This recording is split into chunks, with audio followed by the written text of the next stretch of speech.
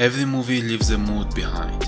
Some keep you up at night, some make you laugh, some remind you of heartbreak, and some just overwhelm you with pure chaos. In this episode of Cinema Mood, we are jumping from the darkest corners of insomnia to the dazzling chaos of Wall Street, with stops in Italy, old Hollywood, and even the animated world of fractured identity.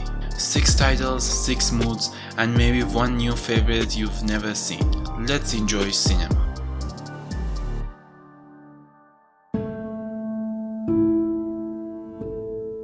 First up, The Machinist. This is a slow-burn psychological thriller that lives and breathes insomnia. The premise is simple on paper, a factory worker losing grip on reality, but the film builds a world so weary and precise that you feel the character's exhaustion in your bones. Why watch? Because it's an exercise in atmosphere and performance. Everything from the color palette to tiny set details screams unreliability. Who will like it?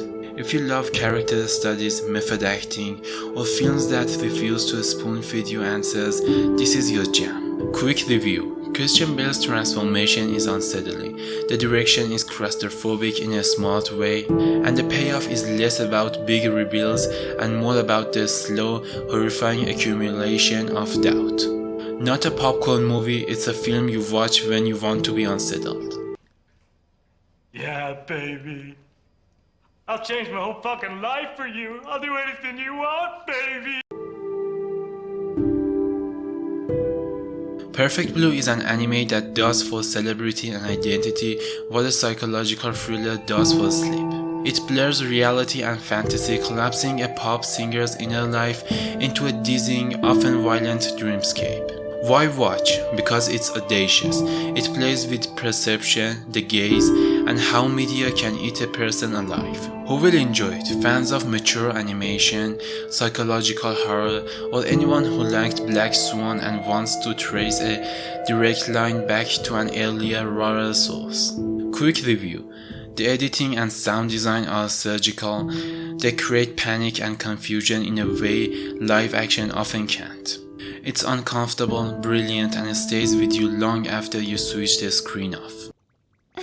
I have to call Mr. Tadokoro.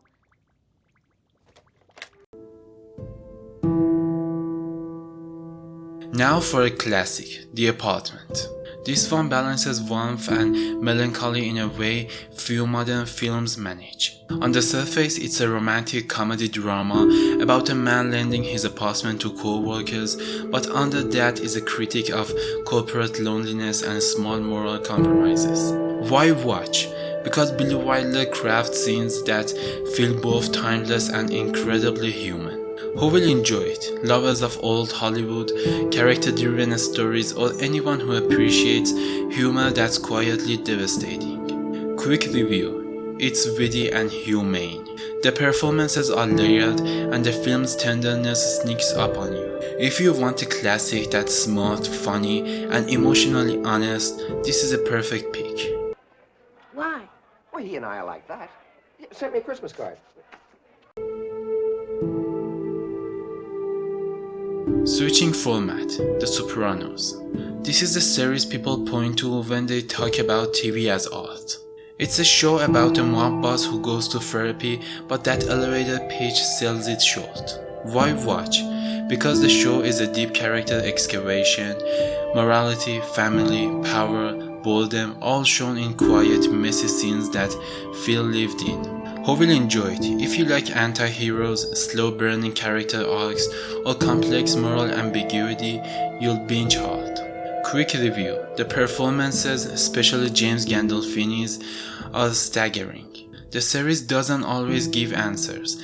It complicates everything, and that's where its power lives. It's not just crime drama, it's a psychological portrait stretched over multiple years.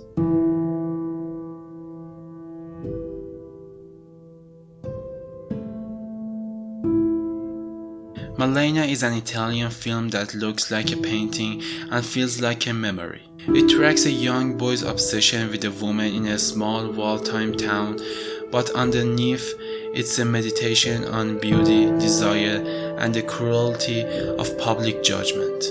Why watch? For its visuals and emotional ache, the film is as much about collective cruelty as it is about lost innocence. Who will enjoy it? Fans of European art house cinema, period pieces, or anyone moved by bittersweet elegiac stories?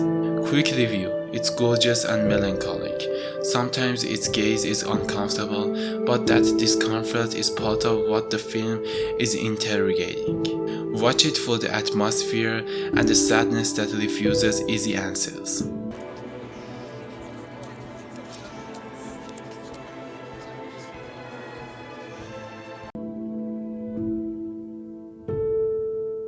Finally, The Wolf of Wall Street.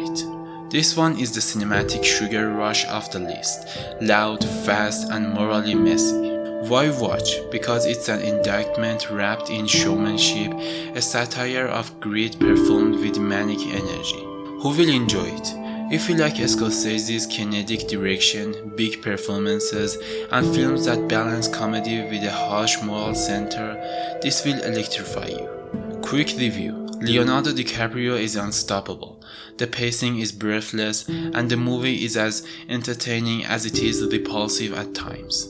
It dares you to laugh and recoil at the same time, and that tension is what makes it memorable.